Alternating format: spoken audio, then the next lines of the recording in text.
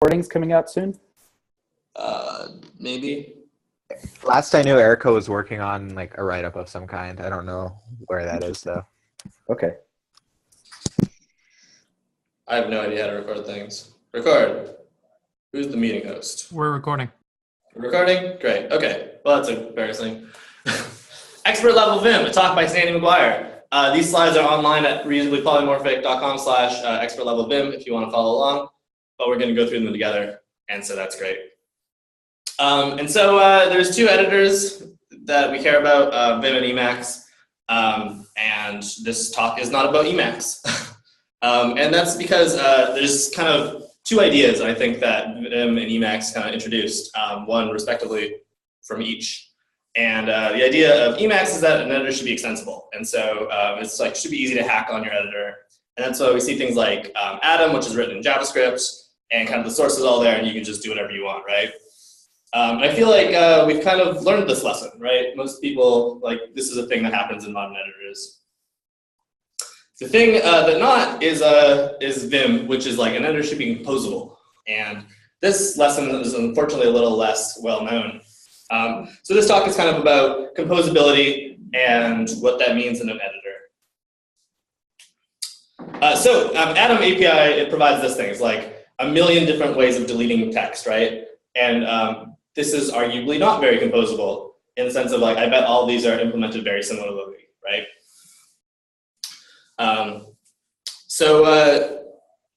Vim is a language, and I think that's maybe the biggest insight into all of this stuff. It's like, it's not really an editor. The interesting part of Vim is that it is a language. It's got a small number of primitives, and they all like work together really well.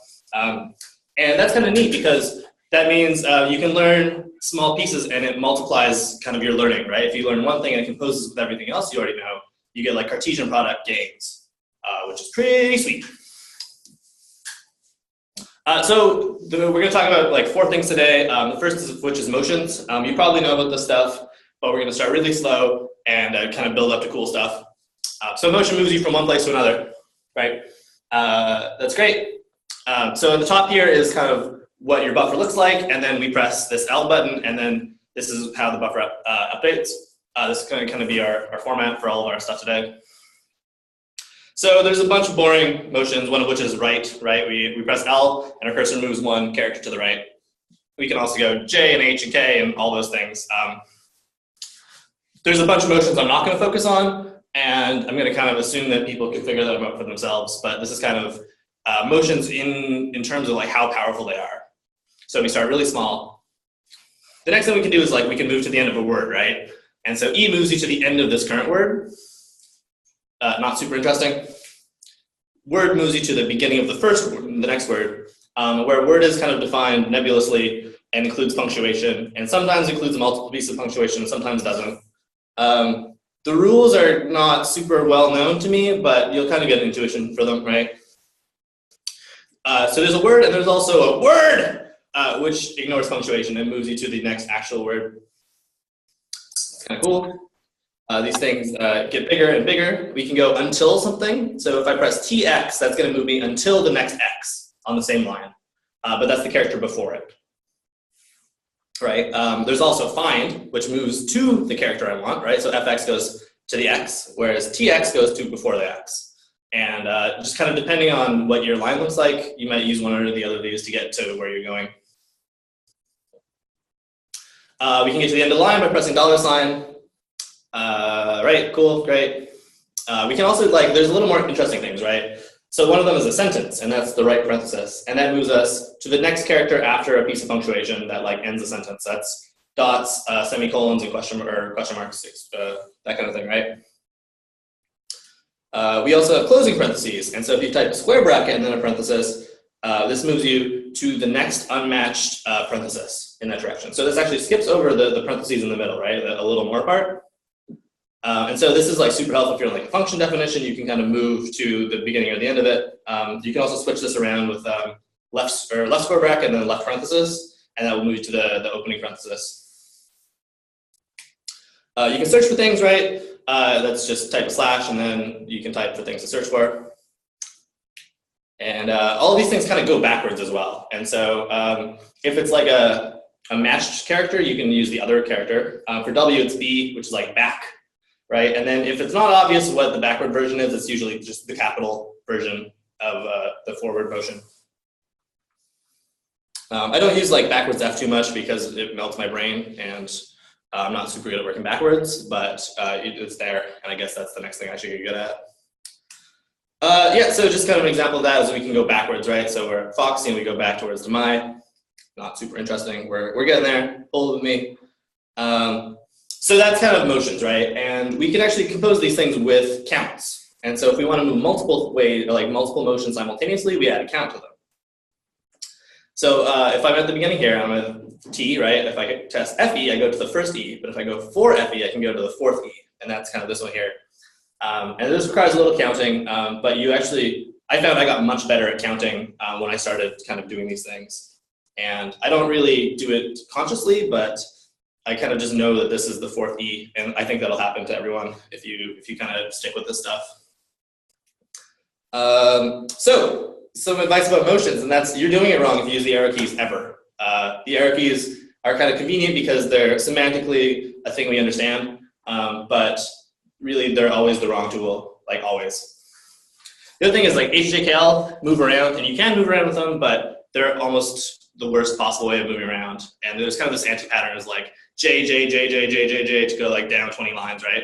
And you could just type 20J and that's much faster, right? So kind of keep track of like things that seem like they're too much work, and they are almost certainly.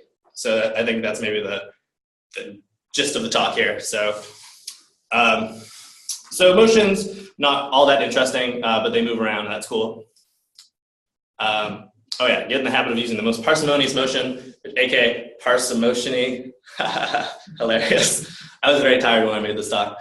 So if you want to learn more, you can in BIM you can go help motion, and that will teach you so many things. On Emacs you're on your own, or at least Spacemacs. I don't know how to do the help there, but I'm sure it's there somewhere. Or you can just run BIM and ask for help because it's there. The nice thing about this is you can also write your own motions, and so these will compose with everything else we'll learn today. And I'm not sure how you can do that in Spacemacs, but in BIM it's actually quite easy. You just kind of write a little function that like moves your cursor to where you want to be, and it just composes. So that's kind of boring, right? You move around, everyone knows how to do that. But we also have operators, and you probably also know about these things. But starting slow, we're getting there. Hold on. So an operator is like a side effect. It's a verb. You know them, right? So we can delete something, right? Where the something is kind of indicated by this arrow. This is kind of be because it's a language, it's not really grammatical to talk about these things if you don't have something there. It's just D by itself doesn't mean anything. And so it needs to be D something. And so in this case, it's actually a motion is what we're going to be deleting, right? So we move a word from here, we get to R, but if we delete a word, then it removes that character, right? So that's going to delete things between where we are and where we're going to move to. And so kind of these things compose, right? So we can go to 4E, get to E, or we can delete that, and that deletes everything up until that character. What's the difference between DD and D dollar then? So DD, or kind of in general, any operator just pressed twice will act on the entire line. The difference between DD and D dollar is DD is kind of line-wise, and so we'll delete the entire line, including the new line, whereas the dollar sign doesn't match the new line, and so it kind of clears the line without removing it, if that makes sense. Gotcha. Oh, and I guess if you're in the middle of the line, D dollar won't get the front. Right, exactly. Yeah. So just a couple more examples, right? If we're inside this list of things in like C, we can say, oh, we want to delete all the parameters after where we are. And so it's just delete until the matching opening or closing parenthesis. And you can see like this kind of is already pretty powerful in terms of if you wanted to do this like insert mode, you'd have to press delete a bunch, right? It'd be too much work. There's a bunch more operators. Delete isn't the only one. We can change things. And what that does is it deletes text and then leaves you in insert mode, so you can then type what you wanted to replace it with. We're not going to look at this one just because it's hard to put escapes into the slides, like the escape button. There's a bunch of characters that's really hard to put into slides, and so I've kind of made up pretend symbols here. So we're not going to talk about change too much, but it's really useful and probably more useful than delete most of the time. You can also yank things, and this is to copy text into the clipboard. It's Y, and then you move a motion, and then later you can press P and that pastes it. You can also type capital P and that pastes it before your character or your cursor, and then regular P pastes it after your character or your cursor. So an example here is like where the word very, we can yank a word and then we can paste it before where we are, and then we say, oh, it's very, very cool. Right, I just saved myself like 5 keystrokes if I had to type that. It adds up over, a 40-year career. And if you delete something, it automatically shows up into your yank buffer. And so if you paste anything, it's going to be, without like yanking someone before, it's going to be the last thing you deleted, or the last like text that got changed, right? Because that's kind of a delete as well. And so you can compose these things as well, right? And so our operator here is capital P, which is paste before. And so I can do that 4 times, and then I delete the word and I paste it 4 times. And I'm like, oh, great, it's very, very, very, very cool. And this would be even more work if you didn't have kind of this composable language here. So we can also surround text. And this one is a plugin in Vim. I think it's enabled by default in Spacemacs. Unfortunately, there's not much of a mnemonic for this. I kind of think of it as yank and then surround. I'm not sure why this is it, but this is what we have. So it takes like a motion here, and then it takes this benzene ring, and that's the character you want to surround to something with. And so I can say like, oh, Wilkie Wilkinson is a postage jumping. I don't know what that is, so I can surround that with like quotation marks, right? I'm going to surround until the end of the line with quotation marks. It puts that in for me. You can also kind of add parentheses, right? And so if I'm here, I want to surround until the 4, or including the 4 with parentheses. If I use the closing bracket, it doesn't add spaces, but if I use the opening bracket, it puts spaces in. In general, this kind of works for all matching parentheses or matching things, so like square brackets, tags, braces, that kind of thing. You can also insert HTML, which is very helpful for me right now doing front-end stuff, and it was super helpful for this talk, which is actually written in HTML. So I can surround the word. Because I'm in the middle of the word, moving a word goes just kind of to the end here.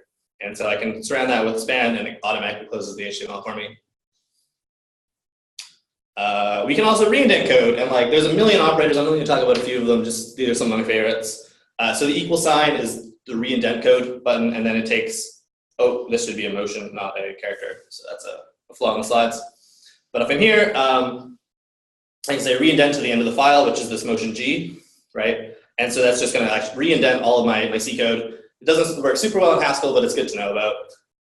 It works a little well in Haskell sometimes, but it doesn't know when to dedent is the problem. If you want to learn more, you can go help operators, and you can write your own, which is kind of cool because they compose with all the motions you can write. And so you get this Cartesian product thing of all the operators you know times all the motions you know is all the commands you know, right? But you don't have to memorize like textual names. We're getting there, we're moving on. We're gonna talk about text objects next. And there's somewhere kind of between like a motion and like a syntax, like a piece of syntax.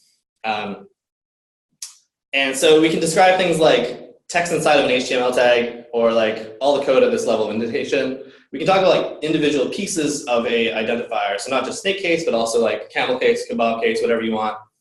And these things are always contiguous. So for example, oh, not yet there.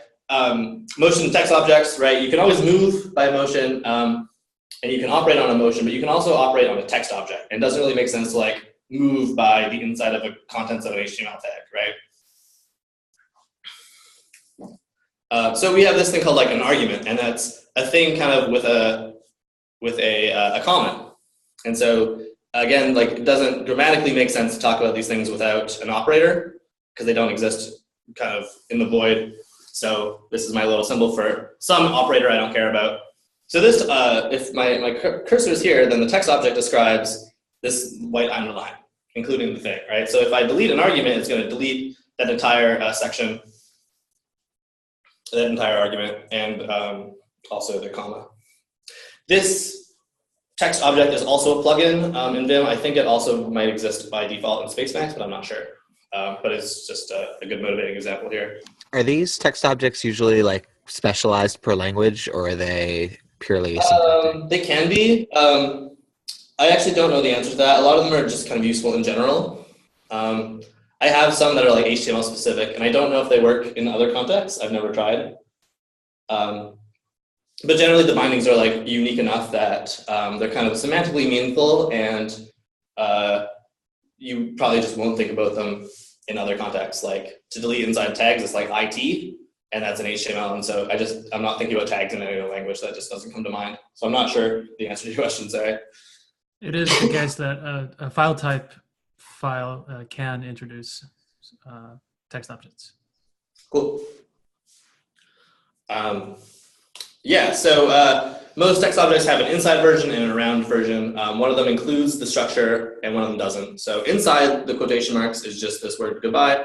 Around the question marks includes the quotation marks themselves, right? And as an example of that, we can also talk about things inside of the square brackets and around the square brackets, one of which includes the square brackets themselves, right? Cool, and so if your cursor is in the right position, sometimes that's a problem. This should be for a motion or for an operator. So if I delete the word here on this line here, I'm gonna like only delete the OM in the word doom. And that's probably not what I want, right? But if I delete a word, then it is gonna delete that entire word, even though I'm not at the beginning of it. If I deleted inside a word, that would actually leave the spaces. And so I get 2 spaces between will and cookies, or between bring and cookies, sorry. You can write your own, you can learn more. These things compose as well. And there's actually a huge amount of like library text objects out in the world, at least for Vim. Again, don't know the story of Spacemacs. But there's a lot of value here of like kind of finding the best operator to do what you want. The reason that is it composes kind of in a different direction, right? We can compose all these pieces together. We can also compose in a different direction. And that's kind of like the repeat, which is I want to do the same thing I did last. I want to do it again. And that's just the dot. So here, we're going to start here and we're going to delete 2, the capital B, not including it, right? So that's just this, that's the word foo. And then I'm going to delete that. So that gets rid of it. And then if I insert QUX, I've replaced foo with quux. And this up arrow is escape to get out of insert mode. But then if I press W again, what it's going to do is reinsert the same thing I typed. And that's probably not what I want to do, right? I want to replace foo again. It's kind of intention here. And so I used the wrong operation. And so I didn't get kind of the use I really wanted. But yeah, you can repeat inserting text, which is useful sometimes. So instead, what I wanted to do was change the text. And so I want to change inside the variable segment. And so that's kind of a text object that's smart enough to know like what it means for your variable. And so that describes just this foo here. If I were on the bar, then it would just describe the bar. And this works for state case and camel case and all those things. And so in this case, I want to change this portion of my variable from foo to quux. And I hit escape. And then if I repeat that, then that works as I intended, right? It replaces foo without inserting quux. Sandy, I have a question about the repeat operator. Sure. So one thing that I've found confusing is that certain things don't seem to be repeatable. So for example, let's say that I have 3 lines and I want to delete surrounding double quotes on each of those 3 lines. Yeah. So the way that my mental model tells me that I should be able to, DS double quote or whatever, and that works fine on the first line, go down to the next line and hit, the period, but it doesn't seem to repeat the whole action. It just repeats, say, deleting 1 character or something like that. So is there a good way to describe to someone, such as me, what is repeatable? So the surrounding plugin is actually a plugin, and so it doesn't tie in nicely with the dot operator. There is another plugin by the same guy called Vim Repeat, and what it does is it programmatically changes the dot so it does repeat things, and so that's the problem in this case, is you're just missing that plugin. I see. Okay, thanks. Yeah. That one does just work properly in Spacemacs. So the idea here is like, because we can repeat things and we have all these like powerful motions that only work in normal mode, we never really want to spend time in insert mode. Like the only time you want to be in insert mode is if you are actively typing text to insert. And kind of the value of that is if you do too much in insert mode, then like your commit history kind of is too big, right? If you press undo, it's going to undo everything you just typed, which is kind of frustrating. And you kind of lose all of this composition power because it doesn't exist in insert mode. And you remember like kind of back in your Windows days, probably you got really good at like pressing Control S every time you did anything, right? Every time you like finish your thought, you just save kind of by reflex. And I think that's kind of the habit you want in Vim, except you want to press escape every time you finish thinking. So you always want to just like, escape is always going to bring you back to normal mode, which is always kind of where your thought process should begin for how to do all this editing stuff. Yeah, so there's also this visual mode thing, and I've seen a lot of people kind of in the office using it.